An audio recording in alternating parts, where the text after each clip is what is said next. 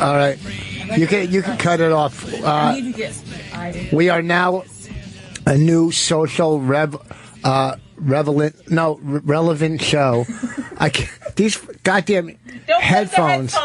I don't like the headphones. Don't play the headphones for when you I said can't a speak social properly. relevant show now. Socially relevant. Yes, that's what we are. Welcome to My Wife Hates Me radio show. Give us a call, 866-969-1969. That's 866-969-1969. This Friday and Saturday, we will be at the Arlington Cinema Draft House, Arlington, Virginia. One show Friday, 2 Saturday. Bonnie and myself. Come on out because we never work together. This is the last time we're ever going to work together. Well, we were just offered to do another theater.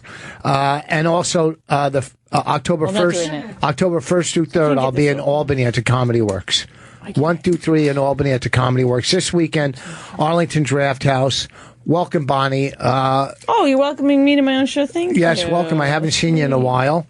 Yeah, you went up for right? a couple auditions today, or at least one. One. How did it go? A voiceover. Well, voiceovers, why can't you do that over the phone? It's nice because you don't have to put on Spanx. It's a nice thing. Talking to the mic, please. I can't. I was going to eat, but I don't have time, and now it's all messy. You're doing a radio show. We're drive time in L.A., okay? We're drive time. Give us a call, 866-969. Your voice is too... Why is his voice so loud every time? It's you. You're doing it wrong. No. He can't help it. That's his voice. You should be able to, I think my voice is good. We can hear my daughter in the background and our first guest. So how did your voiceover? How many people were there? It was one of those places where it's like a commercial. It's like 87 different people for downtown. 6 different auditions. Down in the 20s or something? Yeah. I've been there. I never got anything. Have you? Never got anything. No. The lady really that nice. owns the place is so nice. Little blonde-headed lady. You know what I'm talking about? You act like you don't know where it is. Yes, I do. No, you don't. Where is it then? It's in the 20s. No, it's not. It's in the 14s. No, it's not. Where is it? It's way down past World Trade Center. Yep, they moved it.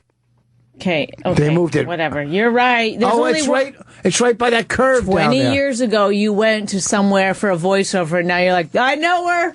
I've told you repeatedly that's not her name. You're like, yep, that's the gal. I almost got the voiceover. Fucking, I was beaten out by a duck. Get it? Daffy Duck. No, I don't get it, and it's stupid, and I'm not laughing at it. Come on, I thought it was kind of funny. I was up for a voiceover. I'll do it again. And I was beaten out by a duck. You get it? Yes, it's hilarious. You're a genius. Okay, before we bring our guests on, let's talk about what we went through Sunday. I called into Obi's show, and it didn't go. Why don't you just eat with your fucking fingers and quit pretending you're fucking I'm not Rich. Calm down, first of all, okay? You're just so xenophobic. You're scared of chopsticks. I'm not xenophobic. Don't try to use words that none of our audience gets. Xenophobic. Call in if you know what xenophobia is. We're going to give you 2 free tickets to our show in D.C. Yeah, no, it's just because I don't want to get it all over my... It's messy. I don't want to get it all in my hand. Do you want to talk about... And save me a piece, please. Do you want to talk about Sunday? Go get one. You took already the best thing. I took 2 little pieces. Do you want to talk about Sunday? You explain what went on Sunday. Sunday, Rich booked us in the most wonderful 2 gigs I've ever been on in my life. The first gig, out front on the theater, there's a sign. It says childhood cancer benefit. That's where we're walking into in the daytime. So it was like, I started complaining right away. I was making fun of it. Like, who's going to walk in to, who's going to come see comedy? I was saying to Rich, I'm going to call my CD that childhood cancer special. Don't you think a lot of people would buy that?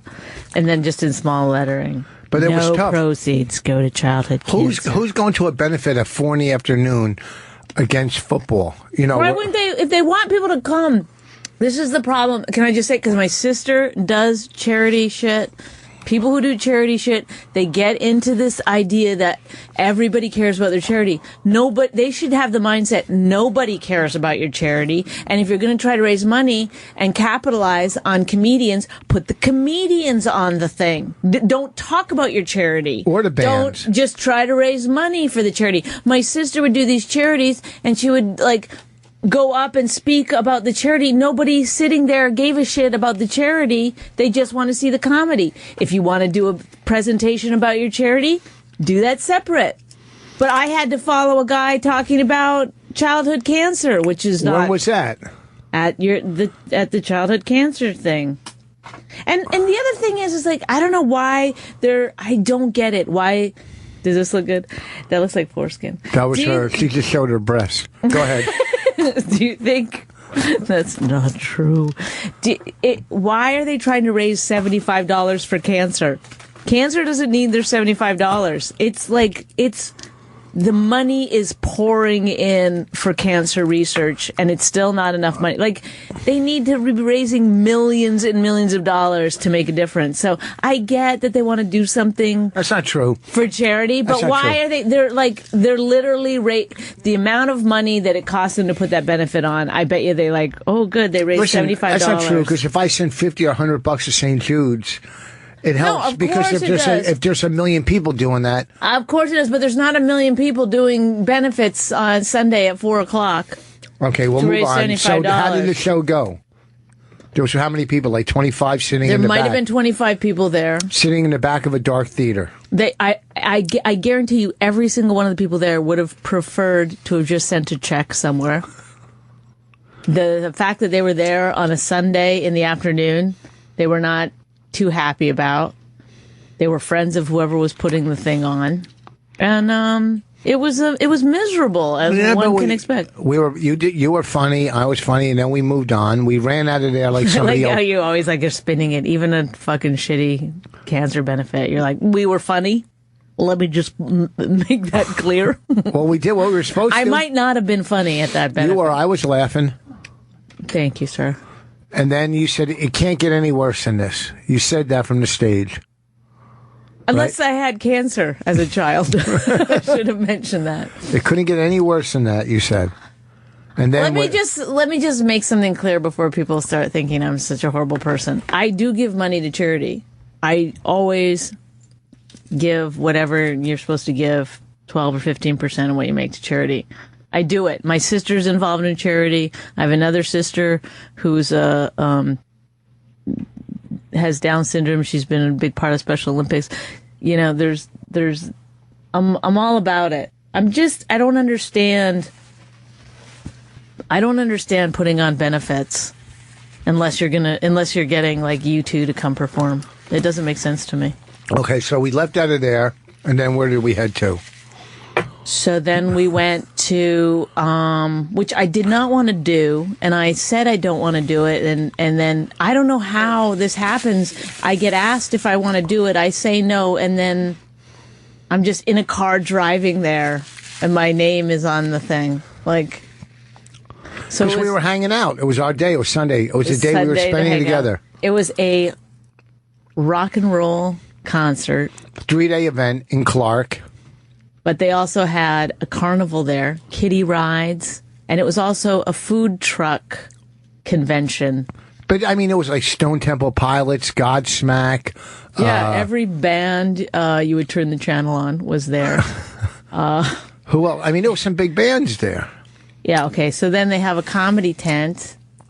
Vinny said we're doing it in the comedy tent. But usually tents have walls and have sides. He didn't say we're doing comedy in a comedy canopy. He said in a comedy tent. Right. No, and it was more like a comedy umbrella. That's what we were doing. And then Bonnie was on during the middle of Stone Temple Pilots, and people did come into the comedy tent. Then Vinny went on. Then Bonnie they did well. And then I ended up closing the show. I thank God. You killed it. Thank God they had me. This is the thing, Rich.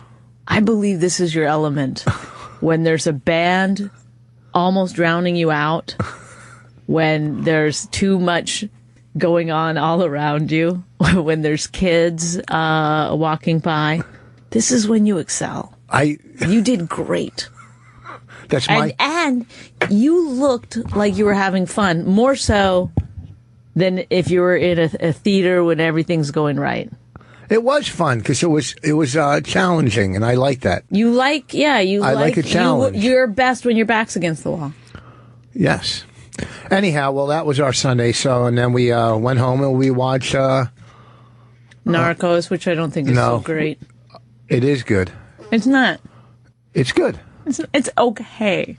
It's good. I didn't say it was great. I said it's good. It's like watching a docudrama. I feel a little bit like I should be taking notes, and I'm going to get tested on it at the end. All right. Let's, okay. This Friday and Saturday, we'll be at the Arlington Draft House, Arlington, Virginia, and next weekend I'll be in Albany. Let's bring our guests on. We're lucky to have guests. Don't do any of my. We'll save my. I said we. My plugs. Next Tuesday and Wednesday. Oh, you're at Helium in Philly. I'm at Helium in Philly. They're not. I would like people to go. It's a Tuesday, Wednesday. It's like I'm setting myself up for failure. Do I sound like I'm negative? You're very negative. Take a call and then we'll bring on our guest. Take a call. Let's talk about this. Let's wait on this fucking scumbag with the drugs, with the AIDS drugs. Wait, Andrew, go ahead. You're on the air. Hello? Is the guy on? Oh, go ahead. Hey, Bonnie. Yeah. Rich. Yeah. Hey, you guys remember when Opie and Anthony was like a fucking real radio show, and like now, you guys remember that shit? I think everybody fucking forgets. I do Opie remember. And Anthony was like it was the best fucking shit ever, and now it's like all gone to shit. And now everybody like Kurt Metzger's dragging his fucking balls across everything. Like, what happened? I mean, it used to be the fucking like Howard Stern used to be the fucking pinnacle of radio. Yeah, but Howard, you know, dick, you know. Yes, just, there like, you go. On there, Anthony Cumia did everything. Opie and Anthony was the greatest. At 7:00 in the morning, Opie and Anthony. God damn it, man! God damn it! What a team! But what do you? That's what it is now. It's a bunch of bullshit. Is it? A bunch of faggots and. You know, that's not nice. Okay, wait. Are you against faggots? Oh my God! Let me tell you how against I am fags. Let me tell you, Opie and Anthony was the shit. Now it's dead and gone, and these fat. But you're living in the past. You got to move forward. God damn! You got to move forward. Sam Roberts is the shit. You know, I mean, you mean it in the bad way, right? You don't mean he's the shit in a good way. Goddamn, it's Sam. You know, and like. Opie and Anthony, you guys remember that show? Wait, are you saying now? Anybody fucking remember that shit anymore? Do you? Are you still? Are you doing a petition to get Tough Crowd back? Also, fucking that goddamn Colin Quinn is the shit. He's the shit. I'm fucking taking this time just to let everybody know Opie and Anthony was the pinnacle of everything. I loved it. It made my life. Okay, but listen, relax. You're fucking on crack. Shut the fuck up and let us talk. You fucking idiot. Shut up. Andrew! Calm the fuck. Get it together. Calm down, you fucking... I think this is a recording. Andrew! Andrew, it's your mother. Oh, I got a fucking... I'm subscribed to Anthony now. No, it's not. It was Opie and Anthony. It was the best fucking shit ever. That shit is... I'll tell you the truth. You know what, Andrew? I'll tell you the truth. I didn't like them. I didn't think they were good together. Hang on, I'm sorry. I didn't think they were good together. I actually enjoyed that call, but he couldn't. He was kind of doing the bit better than we were. He was like, I'm not going to shut up. I know. And then I couldn't carry on. So, Andrew, thank you. But I like how he kept saying, do you remember? Like, from the last time that I said I remembered, like, do you think that I forgot in those 15 seconds? It was a little over a year ago. I usually only have a 11-month window of remembering things. After 11 months, I am not sure of anything. Okay. All right, let's get some guests on. Wait, let's just take this. All right. Austin. Yes, how are you? Hey, Hi. How are you?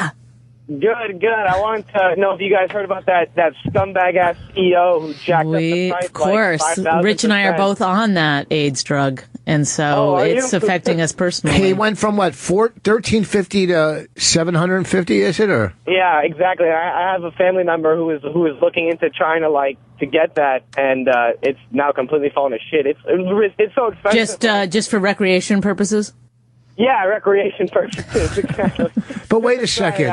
If you chop up any AIDS drug and snort it, it is unbelievable. Listen to me, Austin. Isn't there a generic brand that competes with it, or another brand that I mean, I'm sure. But there is, but it hasn't had the same effect on AIDS like this one has, as far as fighting complications with it. This one is they're finding it's got a special. Oh my God, I'm forgetting the name of the chemical in it, but essentially ammonia. They have it patented, and pneumonia. if it's that, then I'm sure it should be much easier to get. But this scumbag CEO fucking bought the whole entire thing, so now nobody can get it. Well, I have a feeling things aren't going to. Here, send that over here. Things aren't going to work out with this. I have a feeling. Well, he's getting like hammered. I mean, I browse Reddit a lot. I don't know if you guys ever heard of that. And he's getting absolutely hammered on Reddit. Did you just say, have we heard of Reddit? No, but he doesn't care. Look, when you have that much money, he doesn't care what they're saying on fucking Reddit. I don't know if you guys have heard of Reddit or not. And also too. I've been checking it out. If your generation knows about Reddit. Yes, or not. listen to me. Listen, mister. Let me explain something. He's not like a public I might be on an AIDS drug, but I'm not dying yet. Listen, he's not an entertainer. He's not a public figure where he cares if he's getting bad press. He's just a millionaire with a lot of money, a hedge fund guy. So what the fuck does he care? He's a millionaire with a lot of money? Nobody knew him before today. Yeah, that's true. But now his face is so popular, I feel like if somebody saw him on the street, they should throw some poop at his face. Okay. Well, okay, here we go. Ladies and gentlemen, throw poop on his face if you see him on the street. All right. Absolutely. Like a monkey, just poop in your hand, wait till you see him, and just chuck it right at his face. I think that would be very effective. Great. Thanks, Miami. I'll talk to you later. All right, guys. Come on up, our guests. Can you give me a napkin? They're in that bag. Guests have to bring... or those. The guests have to bring napkins. Rachel, sit here. Rachel. Sit right here. With Rachel Feinstein. All right. Do people get it wrong all the time? Yeah, but I don't care. I don't want to be an asshole. We have Rachel Feinstein and Aaron Rosenblum. You can't get any Jewier tonight than this. Okay. Tomorrow's a Jewish holiday, so we thought this would be a fantastic... It's tonight at sundown. Oh. And I already broke my fast. Oh, you were supposed to be fasting? I don't do it.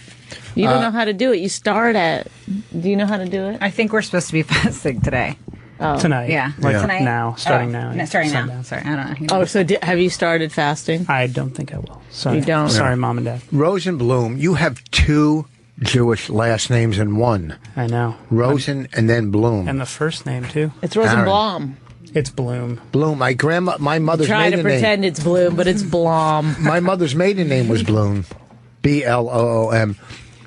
So, okay, here's the deal. Rachel, we finally got her in. She's been avoiding us for how many months now? Oh, my God. It's like I started to feel like I was like a guy trying to get a date with someone. Like, hey, so... Hey, Rachel, do you want to come in? No, I'm going to get my eyebrows done. Yeah, no, because she keeps you on the hook. She's like, I'd love to. Every text would start with that. So you'd be like, oh, good, now's the time. And then it'd be like, but... But the reason was always... it was never cool. It was always, something just like so lame. Like I was on the road. Or my niece's play. I had to go to my niece's play. You know, like they're not ever like cool. Yeah, no, it was impressive excuses, but yet they're things that I couldn't get out of. You know. And I really wanted to go to her play. Yeah, I would want to go to my niece's play too. I would do it, or I would watch a video. You would never go to your niece's play. I would go to my daughter's play. Well, yeah, but you would never go. That's not true. If Rachel doesn't have kids, so. You would go to your niece's play if you don't have. This is it for you? Yeah, this is all I have in life. Yeah, it's a connection with my niece. No, I wasn't trying to be mean. That wasn't being mean. I'm saying if you don't have kids, you're closer to your nieces and nephews, yes, right? That's true. That's not negative. I'm not being negative in any way. No, it's really true. Otherwise, they matter less. Your kids matter. Other people, there's no time for anybody else's extended kids and bullshit like that. I actually at one point had I was trying to find it because I had a picture of the play that I was like going to send to Bonnie, but then I was just like, I wanted to send you so she didn't think I was lying, but it was just too weird to send you the picture. Then I would have really thought I was like, I can't believe she's just sitting there photoshopping shit so that I'll. Did you say no to her because you were doing Dangerfields one night? Yes. It was some equally rancid reason that I couldn't do it. But you've been in once studio. you were in LA, you were in Los Angeles. That seemed good. Yeah, I don't remember what was happening there, but yeah. You've been here. Have you done Opie or Bennington or any of the shows up here? Have you ever been up here? Yeah, a bunch of times. Yeah, Rich, you're being so rude. How's that rude? I'm just saying. Have you ever been up here? Have you ever had cans on? I didn't. This is a microphone. Have you ever been up here? Was a little. Wouldn't you assume? For as long as I've done stand up, that probably I might have been on. Yeah, that's what I'm saying. So, this is drive time in LA. So do your best, Rachel. I didn't mean it in a negative way. Yes, I've been here a bunch. I haven't done those specific shows you just mentioned, but yeah. You do the chick show, Jenny McCarthy, I bet. No, I haven't done that one. Neither have I or Bonnie. Yeah. How come you don't do it, Bonnie? It's morning-ish. Yeah, it's too morning. Rachel, we're big fans of Rachel Feinstein. I looked at her name on the... He's done it both ways. Einstein. Well, you know why I like Rachel? It's like Einstein. Here's why I like Rachel. She could sit at the table and fucking fight back. She doesn't. She doesn't fight back. Yes, she does. I mean, she doesn't have to. Nobody ever. Keith attacks her all the time. Nobody ever attacks. Yes, I've never seen that. Are you kidding me? Never. Oh, when she was doing that Shaq, the show with Shaq. Oh, I did see that. I was there for that. But anything I've ever tried to do, anything like if I have a CD, they'll just rip apart the cover for like a good 2 hours. That's right. I do remember that. Yeah, and you wore that coat that time. Yeah, I can't get dressed now without imagining whatever dumb Keith Robinson is going to say about my outfit. Even though he buys all his shirts at like Nigerian shops in Philly. I know he wears them twice so that they always still have the creases in them. Yeah, exactly. And I don't know why he wears these awful tops. They should have titles like "Fun with Geometry" or something, just like triangle tops. But still, his trashing bothers me. So I'll wear an outfit and I'm just fucking waiting to hear his bullshit. Like I wear a lot of blazers. I don't know. It's an easy solution for me. But he told me I dress like a district attorney. And I was like, God damn it, he's right. Anytime I put a hat on, I'm like, can I handle the quips that will come with this hat? Yeah, I can't take any more sassy risks thanks to this fucking animal. Well, I was there when you came in. I don't know what was wrong with the coat. I don't remember the coat, but I know we did about an hour and a half on the coat. No. What? That wasn't Rachel. Oh, no, that was the black chick. Yeah, you mixed up with the... her coat. Well, you said Rachel's coat. I just was being funny, like adding things. Like, oh, that's right. So I've seen Rachel sit at the table and not fucking bow out. She'll fight back. So, I mean, so many comics, guys or girls. I'll say this, when you're getting... When it's on someone else, it's the funniest thing ever. It's so funny. I can't stop. Like, the laughing is it's pure joy. Yes. Such delight. And then when it comes at you, it's like funny for about a minute and a half. And then it's all fake laughter on my part. Then I just have to keep maintaining it. Like, ah. And then I go home and I rewind everything. Like, oh, do they really, is that what they think of me? Like, I can't help it. And I think they all do that. I think every one of them is bothered on some level, but I love it. But it's because you like attention of any kind. Oh, right. Yeah. Yes. I believe that. It's called narcissism. So when I first got past there, Keith went, and I was terrified at the Cellar. I went on stage, and I think it was like Keith. I can't remember who the other couple comics were. Maybe it was like Judah or something. But they went and they sat at every corner of the room and just folded their arms the entire time I was on stage and shook their head just like no at every joke. Like, nope, no thank you, thumbs down, nope. Oh, God, it hurts so bad. Oh. I just had to keep going. Oh, I know. And then you're like, first of all, when you're bombing and there's other comics in the room. I know that you were bombing. Who said she was bombing? No, I'm just saying that if it's not going exactly to your liking and there's other comics in the room, there's nothing worse than that. Listen, I would rather go on stage in front of 10,000 people than go on stage in front of 100 and have Louis C.K. sitting in the back. Or Chris Rock, or one person. Yeah, it's always one person that bothers you. I would want them there if I was doing well. No, but it's just, for some reason you feel the pressure Absolutely. You know what I mean? Or if there's one famous actor or a director, you're going, 10,000 strangers, who gives a shit? But one person that gives you some sort of specific anxiety can destroy you. Well, because you can see your act suddenly through their eyes, and you're like, oh, God, I've been doing that for how? Wait. It's hard enough to watch. Whenever I watch a tape of myself, I'm just like, oh, for the love of God, shut up, please. Got a lot of things you got to get out there, a lot of edgy opinions. I really get grossed out when I use the stage. I'm really walking around just, it's disgusting. So disgusting. I will never watch myself. Are you kidding me? It's so hard. It's terrible. You know, I have to give myself like a 7-year window, and then I can reflect back pretty, not that harshly on it. Yeah. But if fucking hilarious. But if it's within that 7 years, I'm like, ew. Well, so we got Aaron Rosenblum here, who is making a documentary about a comic that pretty much was one of the icons in the early days at the Comedy Cellar, Rick Chrome. Right? How long have you been working on this? Almost 2 years. 2 years? Yeah. Started January of 2014. So you're directing it, and you producing it to yourself? Yeah, with another guy named Dustin. Okay. Yeah, the two of us are making it together. As of now, how much footage do you think you have? I don't even know. 10 hours, probably. 10, 12 hours. In 2 years? Yeah. Oh. Well, but you're doing straight interviews. Oh, it's a lot of interviews, yeah. Yeah, maybe more. I honestly don't know. It's probably hard, more. It's hard drives. I mean, because the interviews are probably about a half hour, an hour each. Yeah. Between a half hour and an hour. So you got more than 10 people. But wait a you second. got more than 10 hours. Aren't they doing something at the Cellar? Math. I thought you guys were good at math. Come on. Aren't they doing this one. Aren't they doing something at the Cellar tonight and tomorrow, like all the old comics? It's next week. When? I'm not exactly sure. I think Wednesday, but I don't know. We're waiting for some confirmation. What is it? Like a reunion thing next Wednesday or something? Yeah, Rick and Bill Grunfest, who started the Cellar, are going to host again for the first time in a long, long time. Whoa! I'm putting on my fucking good outfit. And is Ray supposed to come down? I don't know. Now, who are some? Are you allowed to say some of the people you have in this documentary? Oh, sure. Yeah, sure. You're in it. Yeah, for about 4 seconds. Well, I don't know. The movie's not done yet. So yeah. Maybe shorter.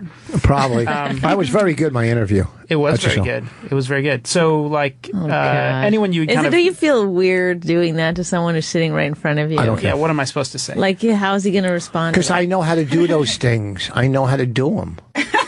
He's sincere. That was. We always couldn't argue with his voice since he was kind of gentle.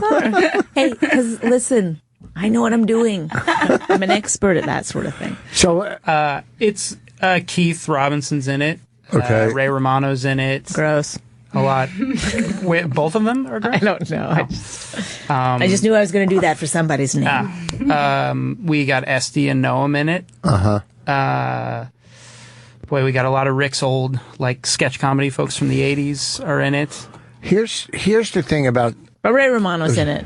Is there any controversy? Is there ever any point where you throw down the camera and walk away or something? It hasn't happened. You can't do this anymore. You don't know if you can do this or you can't reach this deep or anything? It hasn't happened yet, but it's possible. Is this your first movie? It's my first long documentary. I've made shorts. Okay, and this isn't being negative. This is just being realistic. Rick, who's a friend who I've known for years, is not the most famous guy. He's very versatile. No, this is gonna be called Ray Romano's Rick. Hold on. No, he's very versatile. He's a good actor. He could sing. He could play piano. He's funny. He's very versatile. Not a household name. Not at all. Okay. What? No, I just do it back to you because it's so annoying. You do that to me all the time. What did I do? Anytime I start talking, you go like this and hold out your hand and tell me to stop. Because that's how the head of the show runs it. I go like this. Oh, do I? Sorry. So what? So one of the things that what's the catch to get people to see this? You know what I mean? Because I know it's going to be good from what you've done. Is that a normal? This is, we like to call this the hot seat with Rich Voss. No, I'm not trying to be hot seat. It's a normal question. You thought you were going to get lobbed a couple questions here. But, I did. I thought I was getting a few softballs early, but apparently that's not the case. He will go for the jugular. You don't want to go with my middle name. Somebody wrap Rich in caution tape. He doesn't play by the rules. These questions are edgy. They really He's are. putting on his journalist's hat, and he's asking some tough questions to the Rip Chrome director, Rosenblum. It's Bloom, Bonnie. It's Bloom. But I mean, you know what I'm saying? Like, I mean, obviously, when we made our documentary, Oh boy, I knew it was coming. No. I mean, well, that's why I wanted to talk to you guys. So Well, I figured it would come up at some Oh my god! But 'cause- he hasn't even let you answer any questions. yes, I did. You've asked 3 in a row and then got right around to I figure I'll get to one of them. Wait, but what 3 did I ask that he didn't answer? Well, Except, what's asked- the catch? yeah, that's the only one. Which I don't even know if that's an appropriate question. No, I mean, what's the? What's the catch? It's Rick Chrome. It's like an old Hollywood Rick way of Chrome saying... has 2 penises. I hope I haven't given too much away. Shit. The world isn't ready for these questions, Rich. It's too much. There's someone outside waiting to arrest you. I'm You sorry. can't keep breaking rules like this. I'm sorry, I do go. Society's not ready. You're making a documentary about Rick Chrome. What's the catch? No, I didn't realize I had to sell it to you. Am I Rich. missing something? no, I didn't mean it like Because that. he doesn't seem famous to me. No, no. It's in a nice way. I mean, it's a perfectly reasonable question. Who gives a shit? I guess is Exactly what I'm right. trying to That was say. the old Hollywood way of saying who gives a shit. No, it doesn't. Why You are don't you have to be wasting your famous. time? The storyline. Look, the lady that faked being in the World Trade Center. Nobody knew who the fuck she was, but it was interesting because they made a story out of some psychopath lady. So you don't have to be famous. The woman who wasn't there, fantastic Yes. documentary. Okay, so what I'm saying is, what's the theme of the documentary, or as you might not even have it now because you just started shooting 7 years 2 ago. years ago. He wanted to say, "What's the hook?" No, or No, the you're theme, right. You're right. That is what it You're right, was. yeah. What's the hook? Or the Which would have theme. been a perfectly acceptable question, but what's the catch made it so horrible. Like, right. Do people get money for seeing it? Like, so, I mean, for me, the catch, as it were. I like Hook better. Can you call it What's the Catch? I think I might call the movie What's the Catch? Yeah, that's the new title. I'll talk it over with my partner. I mean, when it comes out, Ray we're going to bring Romano. Rick in, obviously. I hope so. Who's funding this? You're looking at him. Oh my God. But you're shooting. Now you're an ex-hedge fund guy who Wait, but- also bought an AIDS pill. Oh, right? boy. Well, no, when they were wish. filming at the stand, you had 2 or 3 cameras. You Yeah. had a nice setup there. Yeah, well, I'm lucky to have a lot of friends and guys I work with who I've been working with for years who own equipment or owe me favors or something. Have you ever been up to these studios before? Have you ever done Opie or Never. or Bennington or no? You ever been part of the radio, part of the big time radio world? Never. Set foot in it before? First Well, time? you're welcome for your big Yeah, opportunity. thank you. I appreciate it. So okay, so you have A lot of people are asking us on the phones, why do you got this guy in? Yeah, What's the who catch? The fuck is this guy? no. I mean, a lot of stuff is because of favors. You know, I mean, our movie. It's so awful. Why is it awful? I'm saying You're we just would an have. awful interviewer. I'm not You just awful. invite someone up, and then you're like, I mean, you must know him from somewhere or something. I mean, No, how I else didn't are you going to get your attention to do something like this for I him? know. These are not bad questions. You're wrong. You're making fun of it, but I'm getting down to brass tacks. Oh, you said it right. He usually says brass tactics. Okay, I'm getting down to brass tactics. What I'm saying is, I like Rick, and I think he's. Do you know Rick? You don't know Rick? Yeah, I know Rick. You know Rick. He comes to the He's cellar a show. great guy and very funny. I love him. everything lovely about man. him. Everything about him, talented. You know.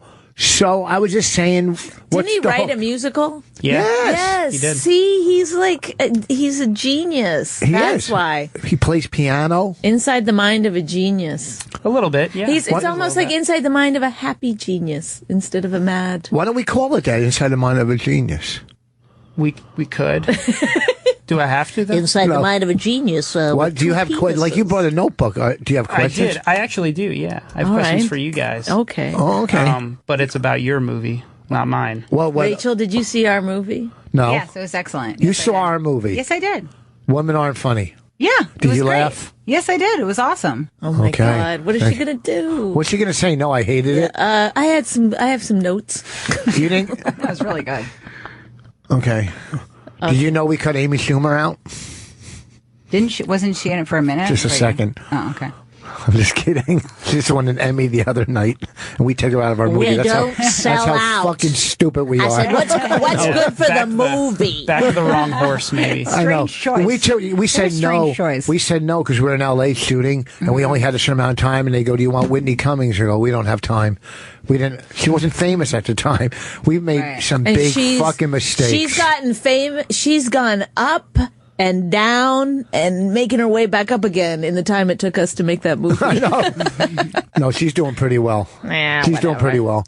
But I'm saying, we made some bad decisions, so get those questions coming there. Well, really, the questions I had were kind of about everything on the back end with finishing it and editing. I remember when we saw you, whenever that was, a year ago, to interview, you had some notes about you had an editor that maybe didn't work out and... Hey, we don't go public with that information. No, we had a couple editors. See, here's the difference between us and you. Obviously, you're smart. We shot it. And you should end it right there. Yeah, it shouldn't be that smart. That's the difference between that's the difference between us and you. You're smart. We were stupid. We didn't know what we were doing. Like, you've already made a couple short movies, like you said, or whatever you did. Hey, I made some shorts before I entered into this. Well, then why did you have a shoot on 4 different cameras during our movie? Well, because I was told, I did learn a lot during this, but I was told that you could fix all those, you could resize it in post, which we actually did. Yeah, but we spent an extra $12,000 or $15,000. But that's the part that they left out to me. Because post is always free. It's always free to fix. I love this. He's like a real studio executive. He just fucking bashes you. He has no clue about the process or what he's talking about. Look at you. You're scaring Rachel. She's clamming up now. No, I'm on Bonnie's side. Thank you. He's out golfing every day, calling me at the edit. What's going on? What have you edited? And it's like, you can't be like, well, we went over this 3 seconds of footage 28 times. I just had to make stuff up for him. I'd be like, we edited this, we edited that. Listen, I'm not talking about the editing. I'm talking about we shot on 4 different cameras, and that's what cost us the money. Because part of the problem, if you want to get into this, if you want to, no, I don't want to argue. If we wanted, once we were done, I let things go. But you, many times, just would go ahead and you get an idea and you just run with it without knowing what you're doing. So you just called camera people that didn't know what they were doing. That's not all the time. I did it once. One time in L.A. You were always like, these guys will just do it for this amount of money. You never went with... No, we never hired a crew that we could just use all the time. Because we didn't know where to get a crew. No, because we didn't look. You just called the one person that you knew that had a camera, and that's how we started. That's how we started. In a lot of ways, that's good because we ended up just going ahead. I would have spent a lot of time fucking around trying to figure out how to do it. You didn't question anybody. You just went ahead. I remember. He was like this, meeting some guy with like a Coke nail at a party that said he had a fucking camera, and so then you're like, oh, we'll call Coke nail guy, and he did. I get the idea. He did this to me. He was like, I got somebody to do the music. He books the club in Miami, and he also does music for movies. And I was like, I'm not there yet. I don't need it yet. Before that was my mistake. That sounded awful. Yes, that was my mistake. I made a mistake. Before you know it, I'm having huge arguments with the guy. Rich has hired him for a cut rate. It was always a cut rate with these people. Yeah. I made a mistake on him. That was $2,500. This was our process. We did something at a cut rate, and then we redid it at the appropriate amount of money or more to have it fixed or whatever to take care of it. I made a mistake. It's never good. Anybody that does music on the side, if that's one thing you don't want to be like, I'll do. He's got a side music thing. That's not good. It's not good. It was horrendous. It was a lunch and then he got somebody to do it for the. He books the Tampa Laughgasm, but on the side he's a real music hound. Okay, so he tells me one day. He's like a real executive. I mean, he would put out all the money for the movie, so I have, So he tells me one day, we're not done editing. We're not even close. And he says, I need you to make a sizzle. I go, I don't know how to make a sizzle. We're not even really through, the rough cut was 6 hours. I mean, it was ridiculous how we had so much footage. and he insisted upon it. So I did I was like, I need to. You needed a sizzle. We needed a sizzle to create. I said, heat. I don't know how to make a sizzle. I need to figure it out. And I also needed a different editor because the editor that we had to assemble it in the beginning, he was a beginner, and it was fine from the beginning. But to do something slick, we ended up going and getting other editors. We had 3 other editors that were great, that were fantastic. So this guy, though, that started with us was also great for what he was supposed to do. But then no complaints. We had him do the sizzle, which he didn't know how to do it, and I had to tell him how to do it, and I didn't know how to do it, and we didn't show that sizzle to one fucking person. Yes, we did. It was awful, Rich. It was horrendous. People were like, yeah. So that means we showed it. No, I think you sent it to somebody that said, don't show that again. And because we had the music in it from the other guy. I mean, it was So it was a couple mistakes. It was just the same, but these were like things, so he had to pay for that. It was like time was taken out. We made because he also thought like, a sizzle would take like an hour to make. Like he doesn't understand. So maybe we blew $10,000 or $15,000 extra dollars on that movie. So your daughter could have had a college fund. Yeah, it's a different private school. Yeah. What, 15,000? A proper. A beginning of one. She's also stupid, so we didn't worry about that so much. So what questions do you have for Bonnie?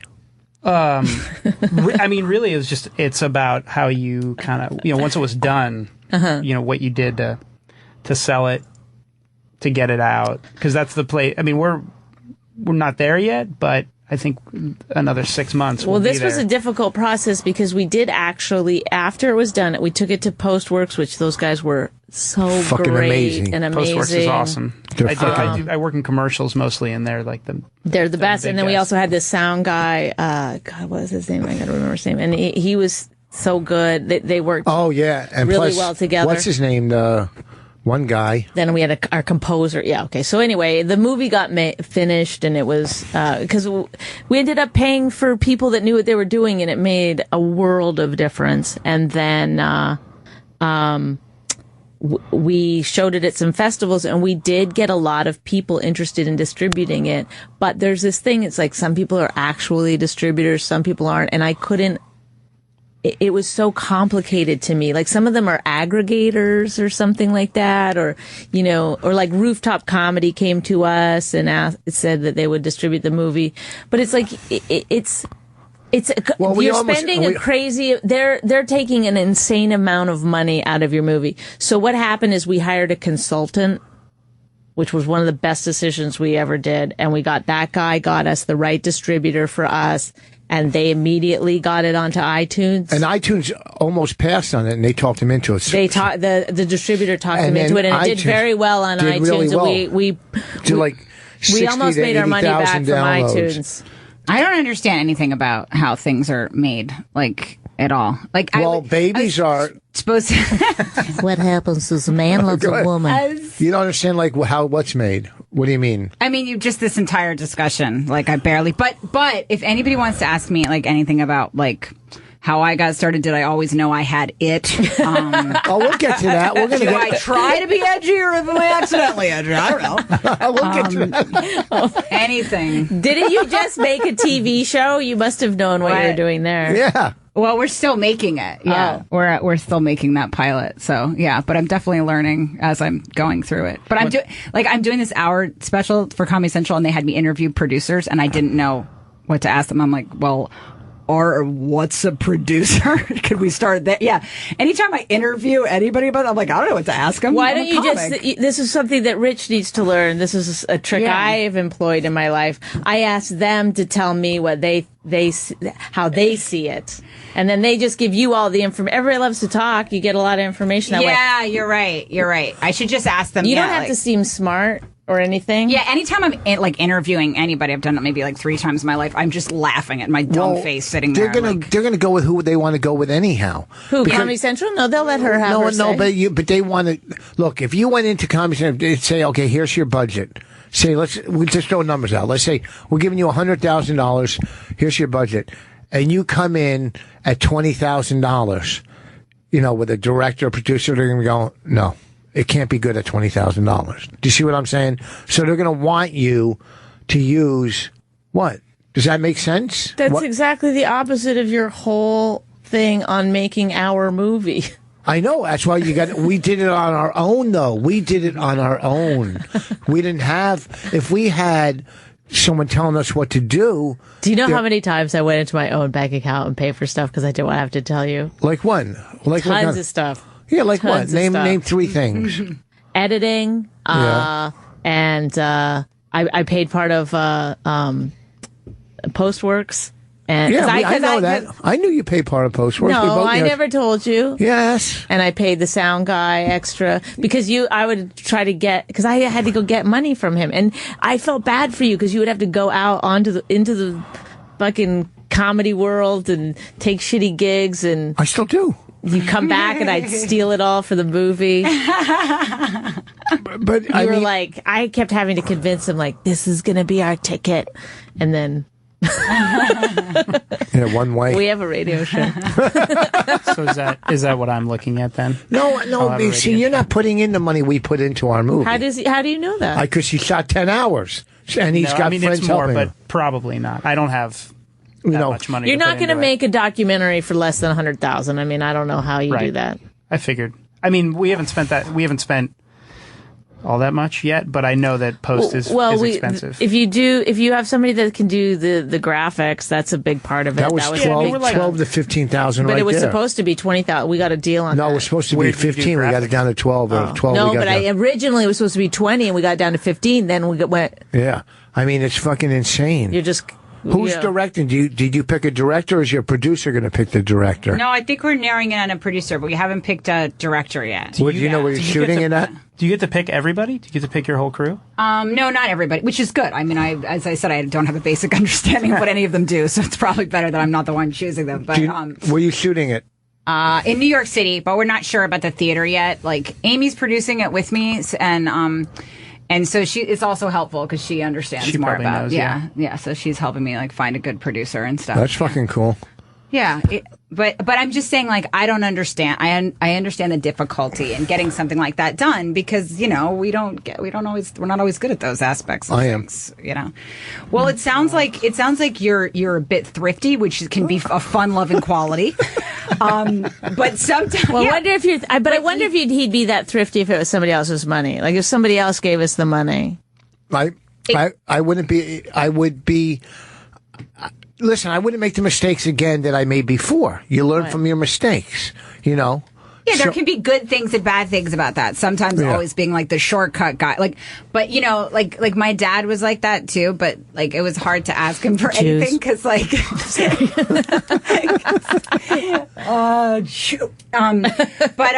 but it was hard to ask him for stuff because it would just give me anxiety because he always had a theory and why I didn't need the full amount that I, like for birthday parties, he'd be like, he had a saying that it was not a saying at all. It was just an unreasonable point of view. But he would say that you only need $7 to get a perfectly good present. And that's the end of that. But then I'd have such anxiety because it wasn't enough to get a good present. And then I would come to the party. Yeah, what 7, year is this? 8, 9, Oh God. And I feel like the moms are very... They check out. You got to be within, a certain price range, 25 to 30, 20 to 25, depending on the age.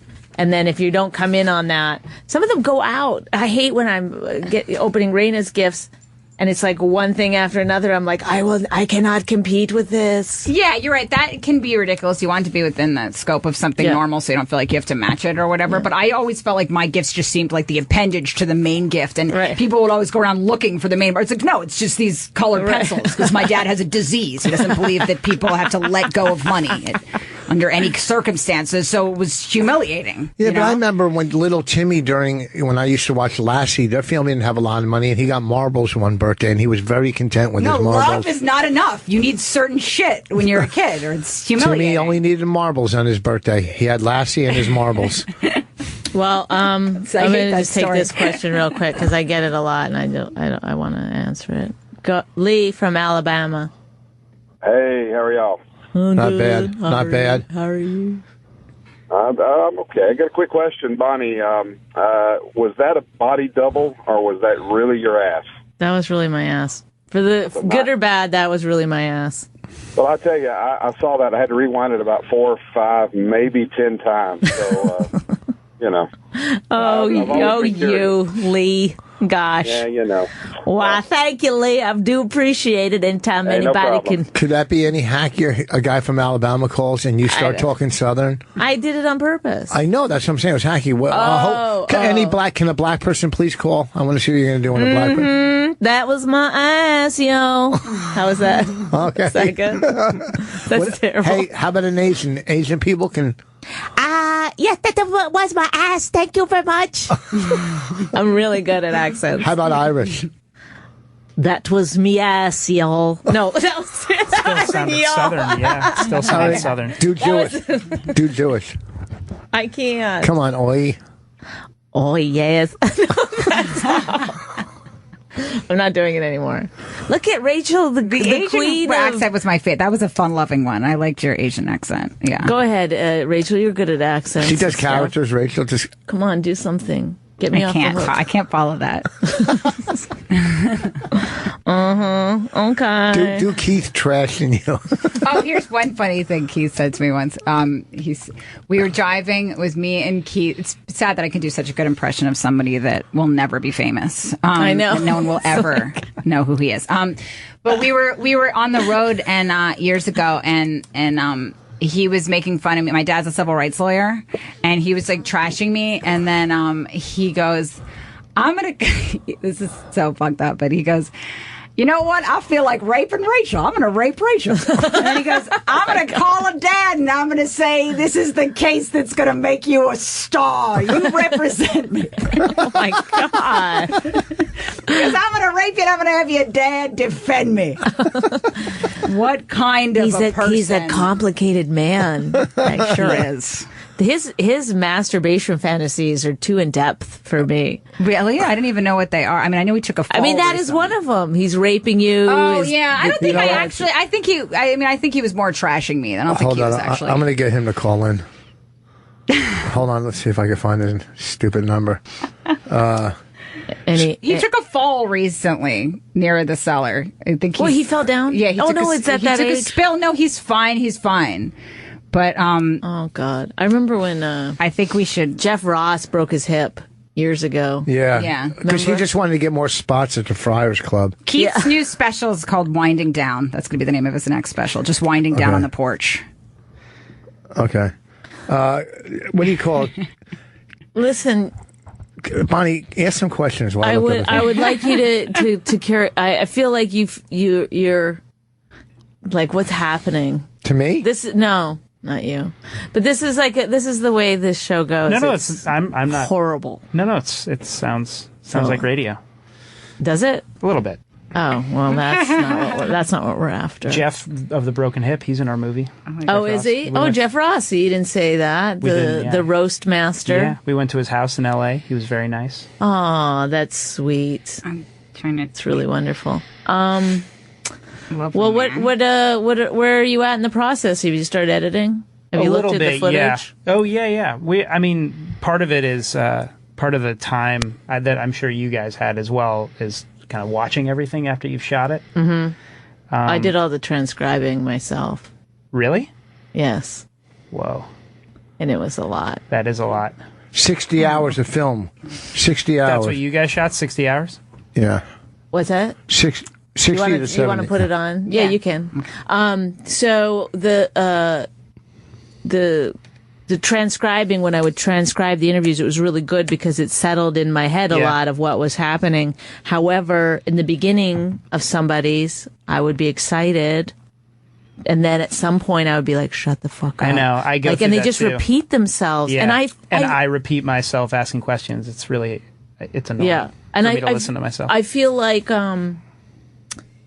I could do therapy on people just from that 1 hour interview. I know exactly what was after. Not when I was just talking to them, but when you had to transcribe because you're so in depth and you're writing it down and you're listening and you're writing it down. I feel like I could tell them exactly what I see what's bothering you. You know what I mean? Yeah. I know exactly what your demons are right now in this particular time, at least. Does your father, Rachel, does your father live in Oklahoma? No. I think he's on the line. Oh, okay. Go ahead, Rachel's dad. Hi, Rachel. I missed you. Hi, Daddy. I miss you too. Yeah, I've missed you so much I can't tell you. You're touching me like a Pop-Tart is what I'm going to call it. Okay. Is that sexual? Oh, come on. Rachel knows what I'm saying. Oh, Rachel, what's your dad saying? Oh, Rachel. How Daddy gets. He gets like this sometimes. He's so silly and randy. He never really does nothing, though. You remember when you had that butter popcorn and we rubbed it on all your friends and me and you, and it was crown. I do remember when you molested me and my friends. That was an unfortunate day. And then I represented myself in the case. Do you still see the young girl Libby? It's getting too specific and confusing. Very specific now, yeah. Jesus Christ, you guys are making me uncomfortable, but I like it. Likewise. I think he really thinks he's your dad. I think so too. Jesus Christ, I am Rachel's dad. Tell me, you want to know her birthday? Yeah. Well, the day she was born, of course. That's the goddamn day she was born. Oh, we had tonight's callers are probably in the top worst we've had all year. Yeah, absolutely worthless. She was clearly born on a Tuesday. Wait, hold on. What Oklahoma? All famous people are. Rich. What? Rich, you know me because I'm your daddy too. Oh my gosh! Usually people don't have both of those fantasies. That's interesting. Do you have a charger? Wow. No, but do you remember Rachel? Does anybody have a charger? Oh, okay. He's going to charge. Rachel, one more thing that I know you remember. Yeah, Papa. I love how you call me Paul. I'm almost going to hang up after that comment because it makes me feel, well, you know how. Please, somebody, please give us a call. I'm sorry, somebody my good. Game right there. 866-966. This fucking clusterfuck call. Our calls tonight are fucking the worst. I blame the producer. Yeah, and the producer. We're not getting a lot of calls. 866-969-1969. Can we get better calls in here? I mean, my mom had you don't have to put everybody through.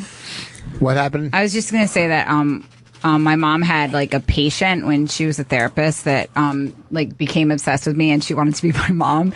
And I know that I shouldn't think that's hilarious, but I think it's really funny wanting to be somebody's mom. You know what I mean? A therapist? You know, it was a patient of my mom's. My mom was a therapist. Oh. And so she found out where I worked at Dry Clean USA, and she would call and be you like, worked at Dry Clean USA? Yeah, I'm not bragging. I'm not name dropping, but yes, I did. This was, of course, recent. Just recently, yes.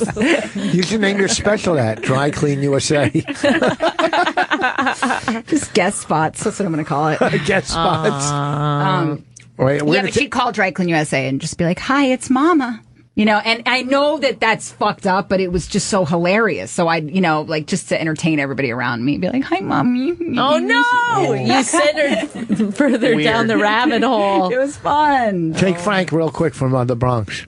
Oh, we've talked to him before. Frank, have we talked to you before?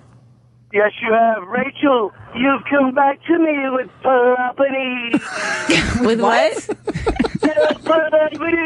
He actually sounds airborne, like he's just hurled himself off of something. No, he's doing Jackie Gleason. Oh, okay. I couldn't understand him. Come back to me. Listen, great show as usual, but this kid could talk, let me tell you.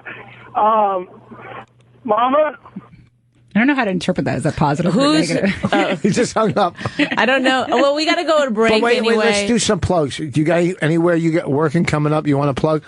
Yeah, just go to my website, rachel-feinstein.com, or to my Twitter. Dashing it. Oh, yuck. It's unfortunate. I'll be at Toronto, the Just for Laughs Festival all week. This week? Yeah, this week. From Thursday through next Monday, I'll be at the Toronto Just for Laughs Festival. Whoa. So you go to their website and get tickets. Pretty cool, Rachel. Things are really looking up for you, man. Yeah, I'm doing a lot of networking. You're doing great. Do you have a business card? No, I don't. I don't do any networking. Bonnie, when are you in Helium? 28th and 29th. It's a Tuesday and a Wednesday. The Tuesday is for cancer awareness. I only do cancer benefits anymore. That's it.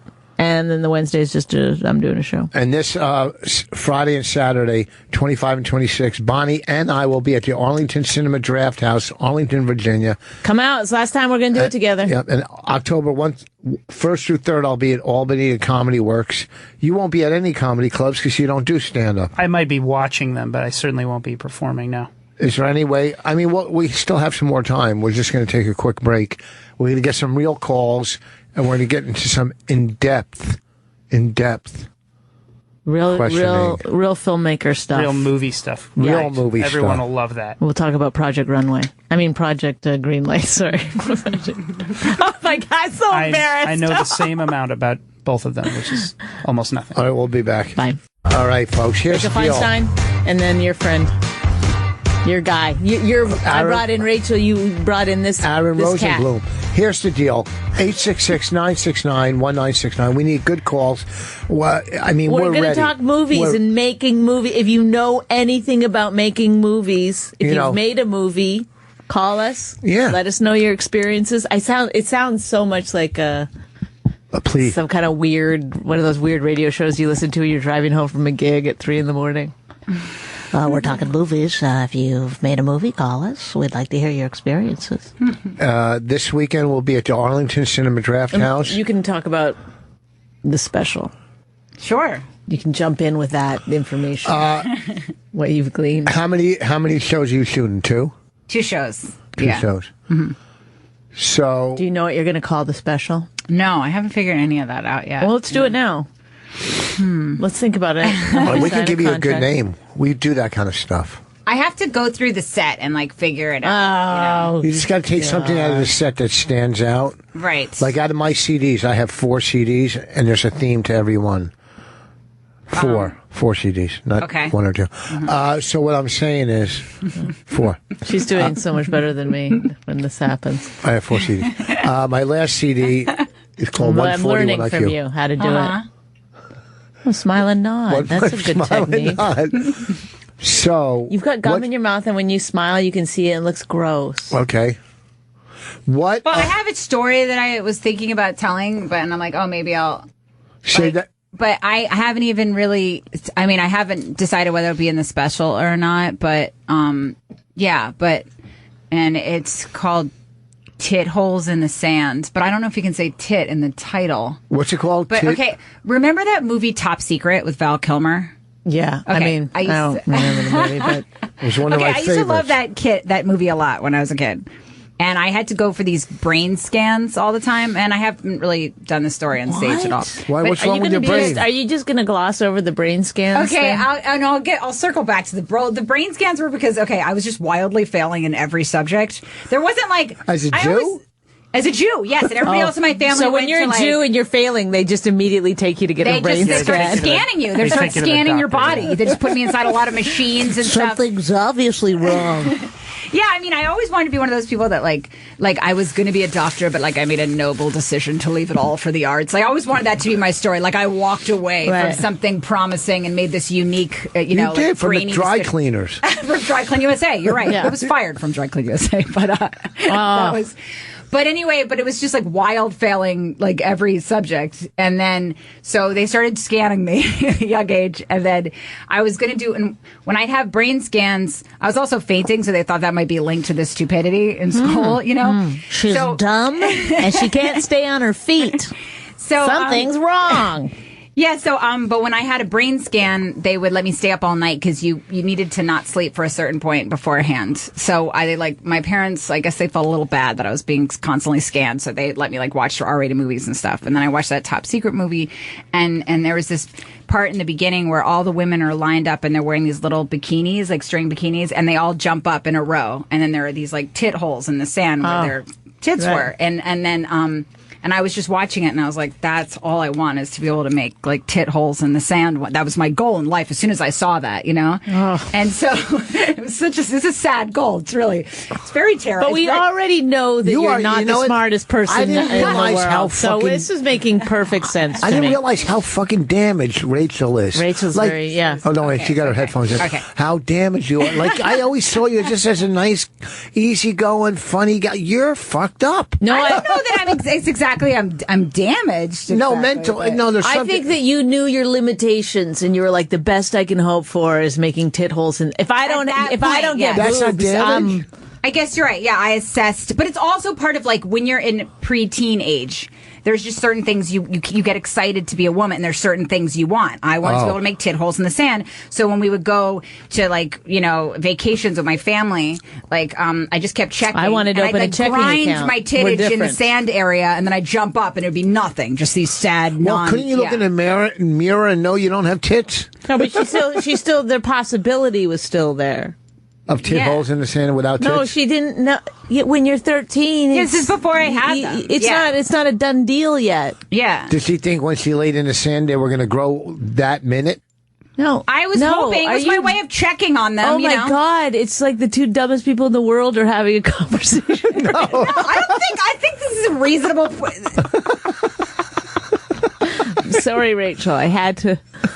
Well, no, at the time I didn't have tits. I think what I'm saying makes perfect sense. She must be my daughter, Jessica. I didn't have them yet, and I wanted them. So I saw that movie, and then we were on our way to my brain scan. Okay. And then my mom was like, she was a therapist, so she was like, what are you thinking about right now? I want you to tell me the most honest answer. Like, she was trying to kind of figure out who I was, and I was like, I'm thinking about making tit holes. And then she just she looked like she was just going to weep. She looked so sad. Like, that's God. it. That's that when I just put her on the spot and asked her for, like, what can she collect and bring to me? And all I could say, she told me to be honest. Oh my God. She's wrestling with, like, my daughter. Yeah. There's nothing wrong with her. Yeah. Why am I putting her through this? And then let me just ask her one more time. So your father was a lawyer, your mom a therapist. You guys were loaded. Where are you from? Scarsdale? No, but here's the sad thing.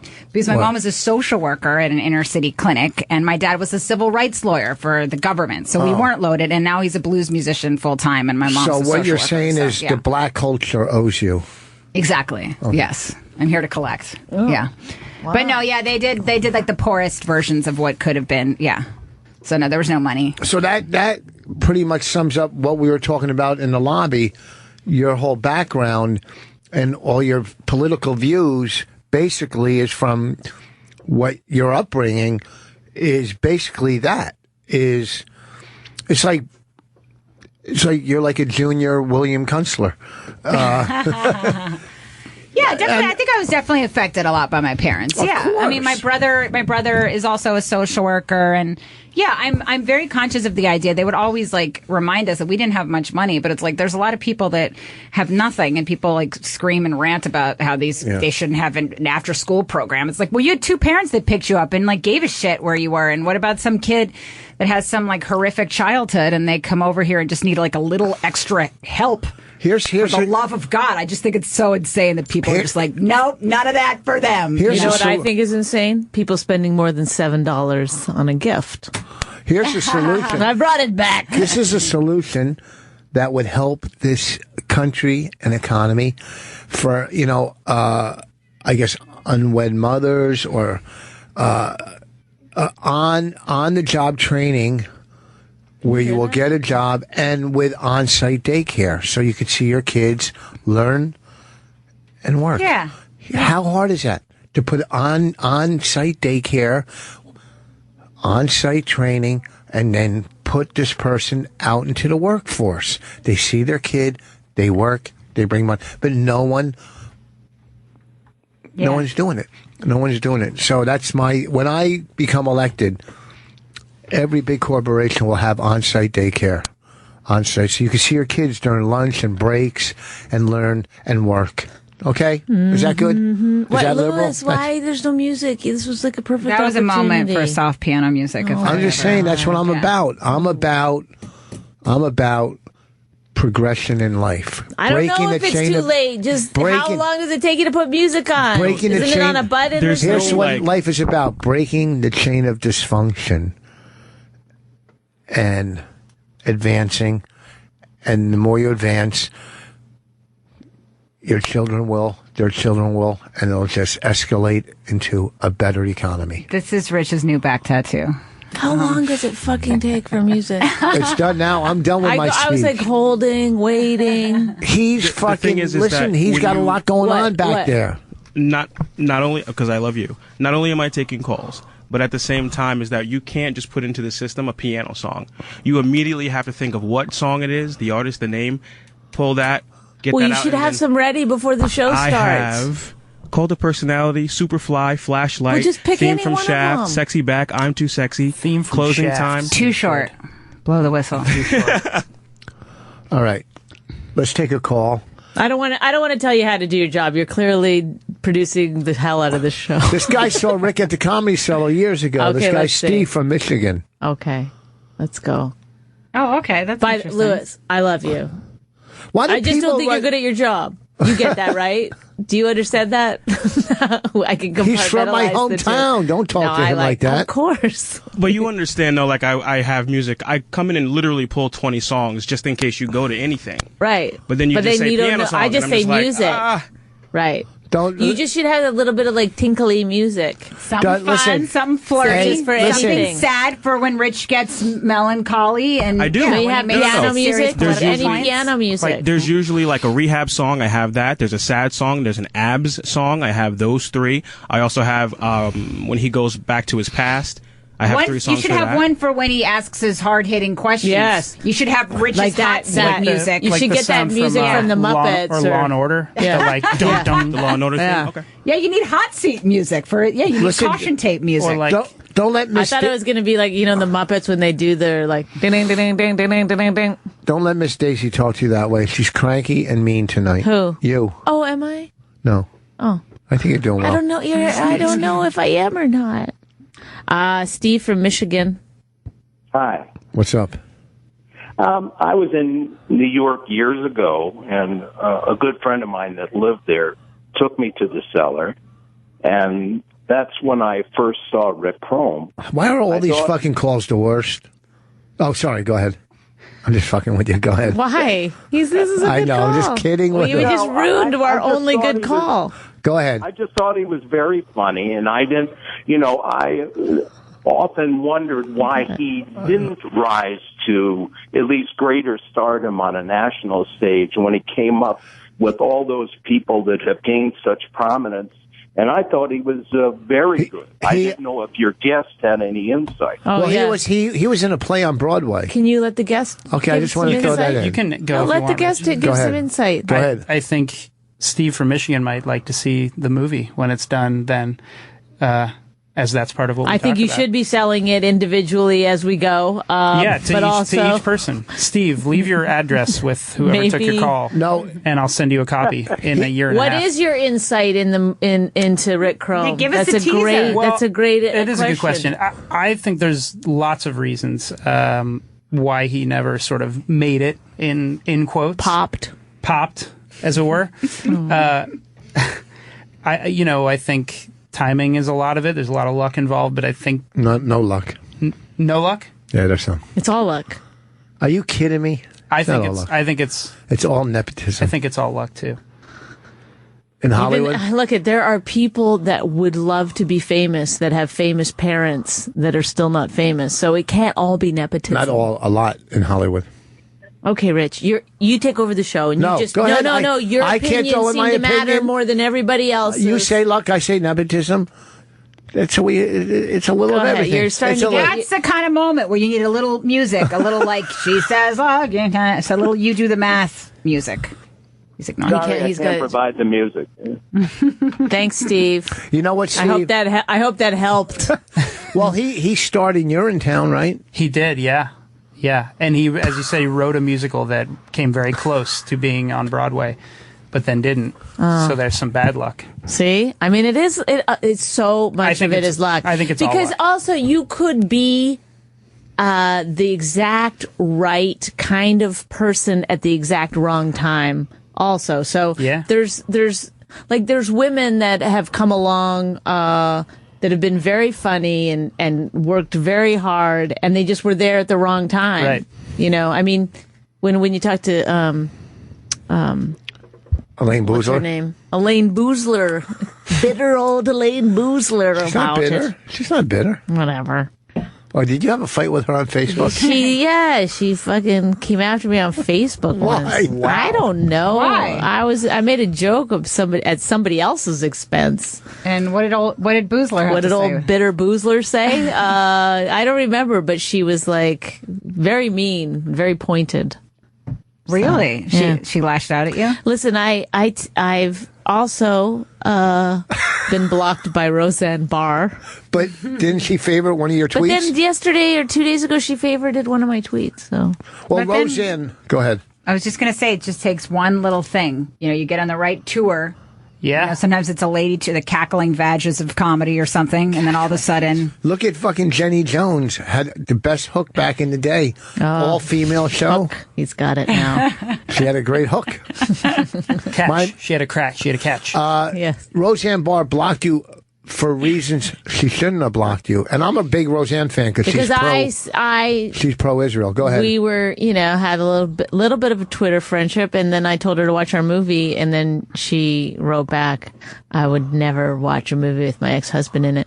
But he's in it a very short amount of time. That's the only reason she wouldn't watch it? And then she blocked me. Right? She said, if you were a fan of mine, you would know that. But I was like, first of all, I've put Roseanne way, to me, they're not a thing. It's been so long, and I don't think of her as her ex-husband, Roseanne Arnold. Right. Yeah, that's confusing that she would block you for that. You weren't baiting her, bringing up her ex-husband to her. I don't think she knew that he wasn't in it very much either, because his name comes first when you go to download it on because of the A. I mean, if you had written to her something like, "Hey, why don't you come see your whatever Tom Arnold?" And you tried to use that as some kind of way, that would be ridiculous, and you didn't do that. So that is a little odd.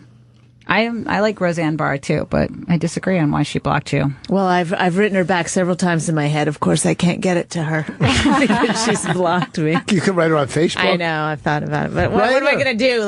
And now it's gone on. Now it's been too long. Yeah, but I'm pro Roseanne Barr. I love her. I love anyone who is outspoken and. I mean, right here, right now. Oh, I'm saying, yeah. No, I am, and not because of her comedy or her entertainment, just her views on Israel. I actually really like Elaine Boozler too. It's just they don't like me. Why doesn't Elaine Boozler like I don't know why she didn't. I know what you mean about replaying any exchange like that, though. Your side, what you want to say. I do that. I feel like every day. I just I should have theme music for that. Just how many times I overanalyze social interactions. I have arguments. Could have gone. Yeah. All the time. Yeah. In my head, and I win my arguments. Oh, isn't it great? I fucking never lost one. Heroic monologues, all the time.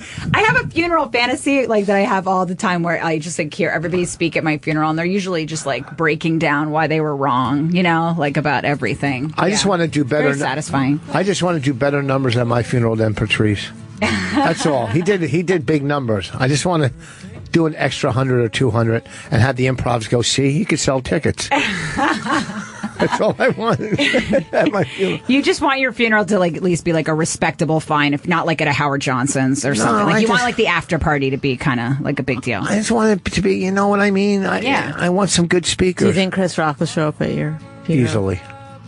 If it's during the week. I don't know if that music is loud enough to be effective. Can we take Aaron, who's been on hold forever, the first caller? No, because he wants to talk about golf. He doesn't. He's just saying that. No, Aaron. No. Aaron, what's up? Yeah, I do want to talk about some golf here. Sorry, Bonnie. Go ahead, real quick. We have two famous people in the studio. Oh, I apologize. Me and Rich. Boom! What? You didn't even have my back on that one. I liked it. I smiled. Go ahead. Yeah, Rich, who's your dark horse for the Tour Championship? Keith Robinson. Oh, I thought you meant in life. Oh, God. Jason Day. Oh, dark horse. You can't go a day.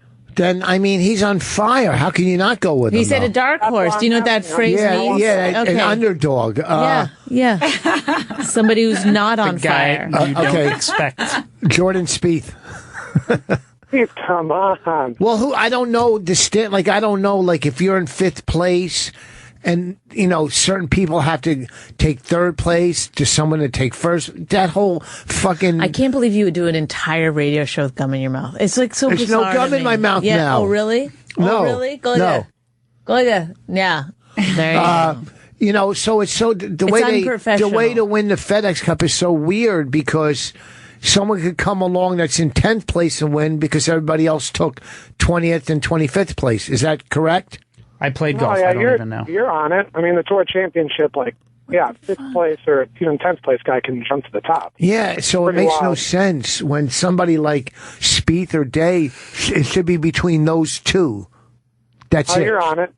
You know, I was just looking for, someone like a Billy Horschel, someone who had won there before. Not like Rory, Jordan, or Ricky or any of those guys. I would love to see Ricky win it. Me too. I fucking love that kid. I think he'd look good in a green jacket. It's not the green I think wrong. Well, really quick, do you guys have any dates in Minneapolis coming up? Yeah, I'll be there in look on my website. I'm at the New Hope Cinema coming up in like November at the New Hope Cinema. If it's if there's not snow on the ground, I'll try to send you an email. Maybe we can go swing somewhere. Yeah, I usually play with Tom Bernard. You know where we can go play? At Troy Byrne. I love that course. It's fucking beautiful. I know one day I'm going to find out it's all just gay talk. Yeah, it's like that's how. Does he do this? Want to go swing somewhere? We'll play Troy Byrne. Oh yeah, but he actually plays golf with people that turn out to be pretty amazing people. It's like it's weird. Or we could play Legends or Troy Byrne. Yeah, either one works for me. But I want to say, keep talking about golf. I love it. All right. Well, email me. I'll be there in whenever. There's it's on a golf my website. channel. You could just switch it over to the golf channel. Sorry, Bonnie. Talk to you later. Bye, Aaron. Is there a Golf Sirius radio channel? Yes. Yeah. Well, I listen to sometimes they call in, sometimes we call them. I listen to Kadrick and McGinnis coming in tonight. They're great, those guys. I played golf. You know who's good? That gal. She's fantastic. What gal are you talking about? She takes calls and.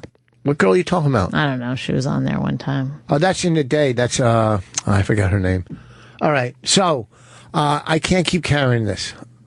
No, you have to, because anytime anyone else tries to talk, you go like this. I didn't cut anybody off. And you cut them off. Yes, you do. I ask great questions. Or you go, no, and you haven't been asking great questions. I have. Yeah.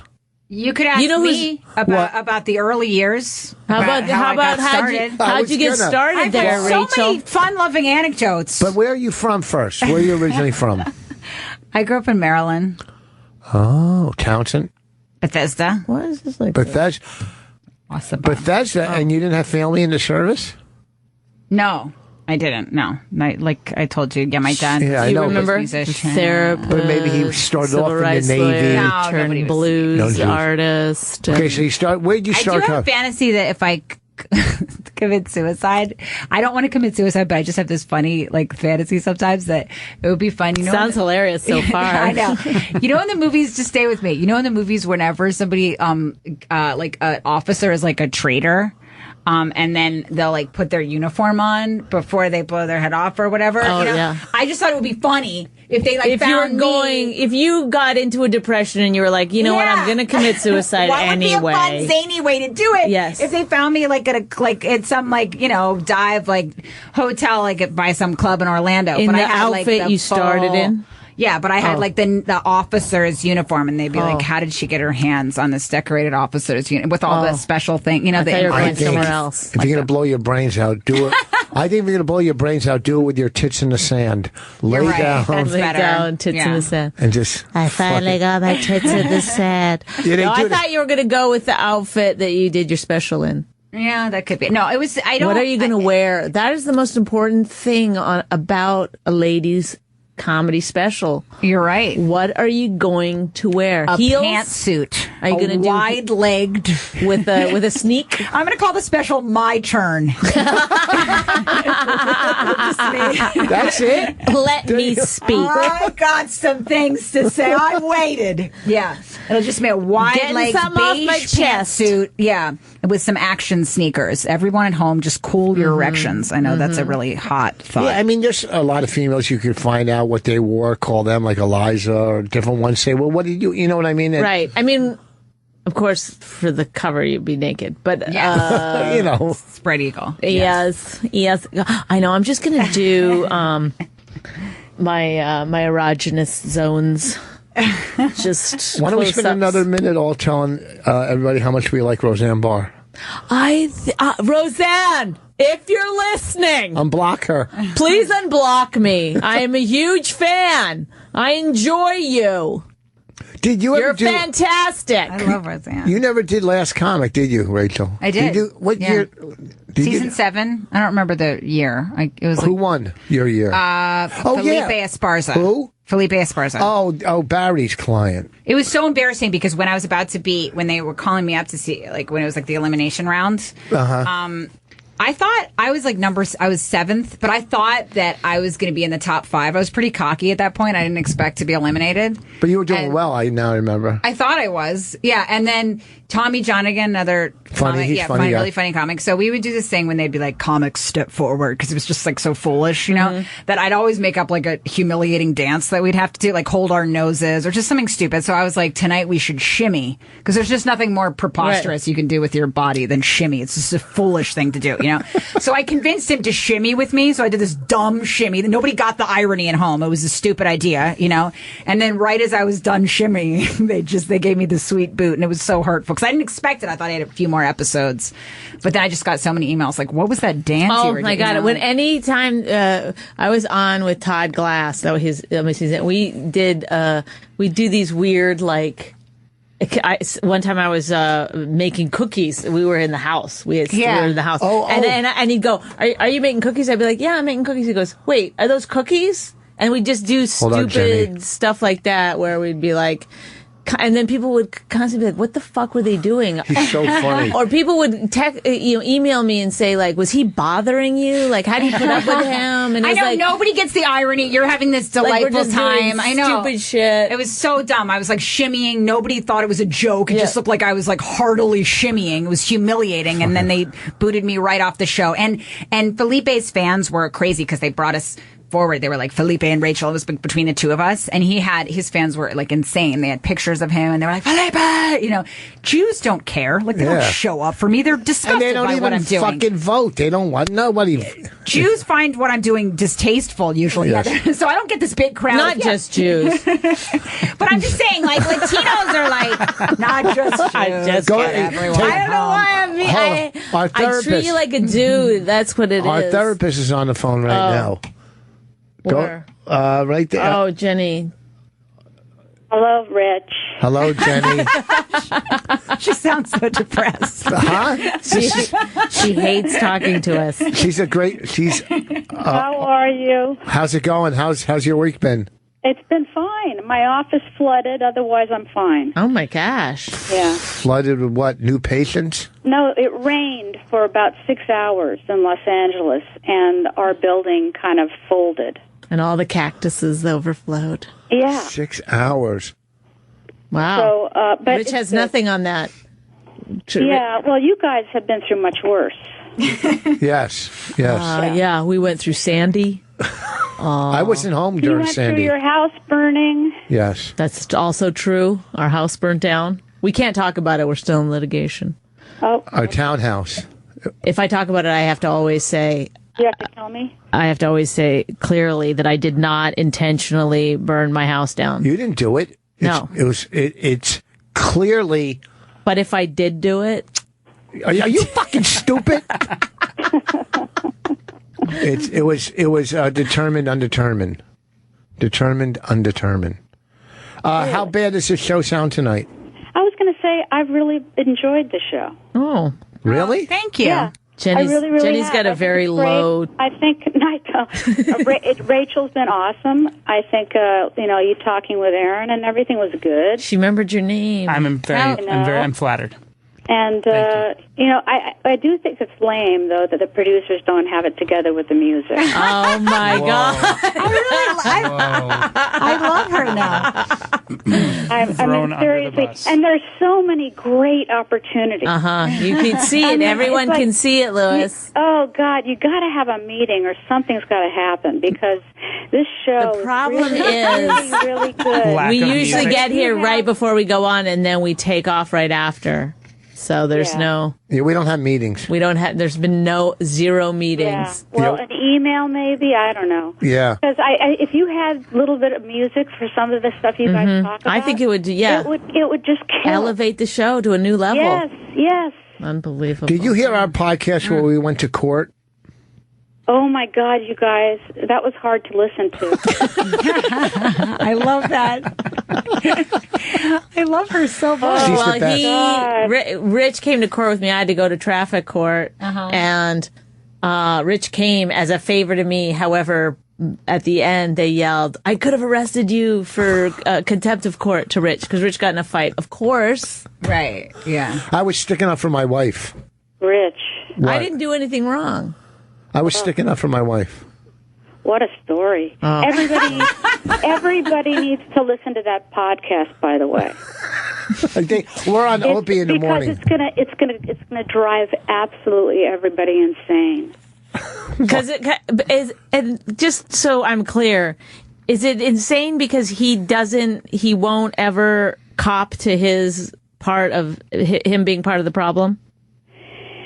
It's insane that it takes a really long time. Yeah, he can't. He's got to fight back so hard. Can people just see that all I was doing was trying to help you? No, they can see what you were trying to do. But as I said on the podcast, you went about it completely in the wrong way, and you won't look back and be like, oh, maybe I should have done something a little differently. I didn't go about it in the wrong way. I went there completely as a gentleman. He called someone in the court a cunt, and then they were like, you could be arrested for contempt of court. I didn't say that. I didn't say that to anybody specifically in the courtroom. As she walked by, I don't know what she's called, a bailiff or a... I did not say her name. I don't know her name. Clerk of the court. As she walked, because she lost our... Why is Rachel looking at me like she's my upset mom? Yeah, because everyone, like, you're the only person who doesn't see it. You're the only person that's like, no, I should be rewarded for going there to help my wife. Like loudly you said it? No, he went like this. He can't hear very well, though, so he goes like this.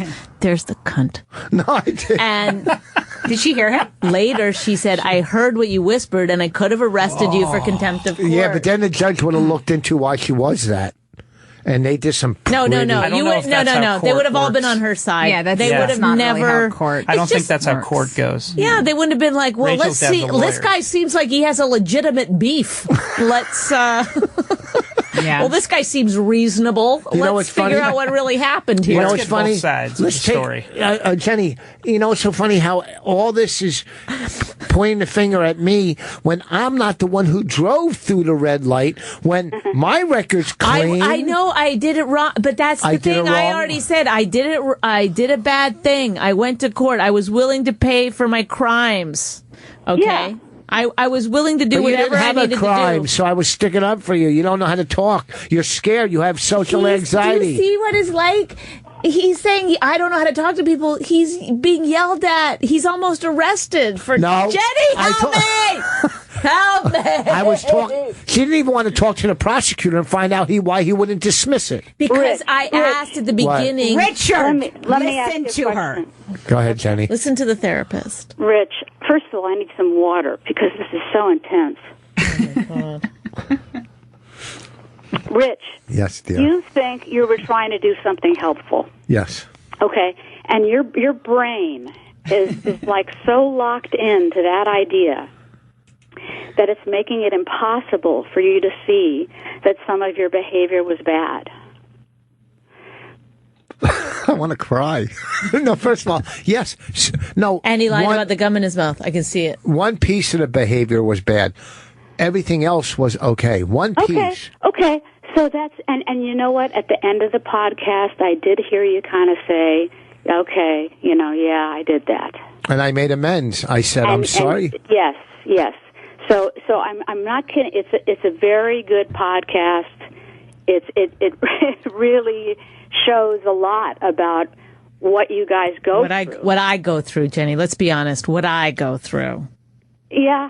But two of you are in this game. Yeah, but see, I can't articulate the way Bonnie does. She does a lot of wrong things, and I'm not a nitpicker, okay? And I'm not being racist. I'm not a nitpicker. And I don't understand. I don't get it. Louis, what does he mean? Is that a racist thing to say, nitpicker? Nit and Nick just sound similar, I think. Oh, you're trying to be funny? Oh, stop. Will you break everything down? Do I break everything down? I didn't know. I was like, I've said nitpicker in public before. I didn't know. I thought, is that a racist thing? See what I mean? You're not smart. I have to deal with a lot of things that Bonnie, and I don't bring them up because I love her and there's no reason. I've never said nitpicker. You know what? I got worried for nothing. I just went back and I realized I never said that. Okay, here's another thing, too. Okay? I don't try to change Bonnie because she's too old, so you got to accept a person for what they are at this point in life. And you got to make do with what you have, the tools you have together, and deal with each other's shortcomings and some of their character defects. But overall, the love overrides all of that stuff. Well, that comes through. That's very obvious to me, and that always comes through, no matter what you guys are talking about or going through. Is that the love is there? Can I just say this? And this is the last. I agree. Accept people, and I do try to accept you, but you have zero learning curve. That's not true. So I feel like look, if Rachel gave me some advice right now about how I'm behaving, I would listen to that, take it in, think about it, write her an email, delete it. You know what I mean? You learn from other people. I could be one of the people that you learn things from. I'm not saying you have to take everything I say, but sometimes if a situation ends where someone's yelling, I could arrest you for contempt of court, and everyone else is ushering you out of the building and there's about to be mayhem, you could Everyone go, wow, else is that just went you. really not the way I wanted it to go. Let me reflect on how it could have gone better. Instead of just digging in your heels and being like, I wasn't wrong. We went out for a nice dinner that night. How nice was that place? I gotta go. No, okay, no. No, I really can't do it anymore. Are you Jenny, serious? I can't do it anymore. Why'd you bring it up? Jenny, I blame you. I get a speech every night. Today she called me. Wait, what was the speech I got today over the phone about getting her ready, Raina's stuff, and I had no problem. I just said I've got everything by the door, ready to go. I forgot to put headphones in. Can you please put headphones in? Oh, I forgot. Yeah, that's what I'm saying. You go, I got it. All right. You got to see how pretty Bonnie looks tonight. Shut up. No, this is don't fall for it. Don't fall. I used to fall for it too. That's what he does when he's wrong. When he's wrong, he tries to take the heat off. He thinks he's so slick. Yeah, you're beautiful. You're right. That's disgusting. Oh, it's horrible. The more I think think about it, yeah. Oh, you're call somebody a cunt, but let me tell you how beautiful you look right now. Look at that beautiful face. Why don't you shut your mouth, huh? Keep looking so pretty like that. God damn it. How did I fall for it? Yeah. Everyone does. I heard him say nice things about you on the radio. He's wonderful. He would have done it to that bailiff. Fucking cunt. Oh, you're beautiful. What are you worried about? You're just a cunt, that's all. You're a cunt, but look at that body, face, you big cunt. Look at that body on you. Look at that sweet ass, pretty little face. Wish you wouldn't use it to think and talk a lot. You do. You busy yourself a lot, don't you? Just sit there. Shh. You're right. It's not okay. Whoa. How's your golf game? It sucks. Aw, Jenny, you sound depressed a little. Is everything, Everything is good. Everything is great. It's the golf, Rich. You know how I golf. I have a decent short game. Yeah, but see, here's the deal, Jenny. You're playing the toughest courses in the country. It's not like it's not like you're going to, Griffith Park or whatever. You're playing Bel Air and Riviera. Top golfers have tough times at these courses. Yeah, that's true. Oh, Dr. Jeff is on the phone, too. This is what happens when Jenny calls. We can't get Dr. Jeff to call. This is great. Get him on. Is that from Denver? Yes, it's our other therapist. Okay. Give him my love. Oh, wait, no, hang on. Go ahead. You're on the air with him, Dr. Jeff. Yeah, I'm here. I was going to say, I've been calling. You guys just haven't been taking my calls. You haven't been making it clear, I don't think. How much more clear than Dr. Jeff can I get? I'm here to help in all caps. Okay, that's what I'll do next time. Okay, what's the deal, Dr. Jeff? Well, what I was going to say is you do not have to accept character flaws. That's what psychology is based on. Thank you. Yeah. He said we don't have to accept them? No, you don't have to accept it. Your little speech, which could add some music after we fucking talked about it, by the way, about accepting people's flaws. Dr. Jeff is calling you out on that shit. Think... I mean, that was a nice little monologue you had. But, Thank you. That's what the whole profession is based on, is changing people. for the better. Yeah, but you're right. You want to change for the better, and you want to change to be able to live with yourself, okay? Not with others. Do you understand? I mean, yes, Are with we others. not a social species? No. I mean, first for yourself. First for yourself. Because if you can live with yourself, then you can live with others. You see what I'm saying? It is working. I sort of get it, but we're a social species, and you can't tell me that relationships don't matter. I didn't hear that part, but we're social species. Relationships matter. What did you say? Relationships matter. Yes, they do. Yes, they do. But do you think the whole relationship should be two people? The music's fucking with him. Wait, no. Do you think we and stretch it 3 more minutes? We're going to go an extra 3 minutes today. He says he can't because listen, real quick. Do you think that the whole relationship should be two people trying to change each other throughout the whole fucking thing? Not. Then if that's not it, then you got to accept people for what they are. No, you don't. Accept parts, but if it's that's what I said. You parts. shouldn't accept it. You shouldn't accept it for yourself. I said parts. I said, listen, you might like him. I like Jenny way better than him. Okay. Okay. Fine. You take Jenny. I'll take Dr. Jeff. Is that how you want to do this? Straight down the middle. Anyway. Guess what Dr. Jeff can do? Okay, we got 30 seconds. Meds. All right. Okay. Look. Thank you, everybody, for calling. Jenny, thank you. I love you. Jenny, you're I would the never best. give you up for Dr. Jeff. All right. This weekend. This weekend, Arlington Cinema Draft House. Next weekend, Comedy Works in Albany. Thank you guys for coming in. It was great. Thank you. Dees, Jeff, Jenny, everybody. Thank you. Bonnie will be at Helium next Tuesday and Wednesday. Go to Rachel's website. What is it? Rachel-Feinstein.com, or just go to my Twitter at Rachel Feinstein. And when the movie Rick Holmes documentary comes out, you got to see it because I know the guys are putting a lot of work into it. Do you have a name yet, a title? It's called Oh Rick. Oh Rick. Oh Rick. Thank you, everybody.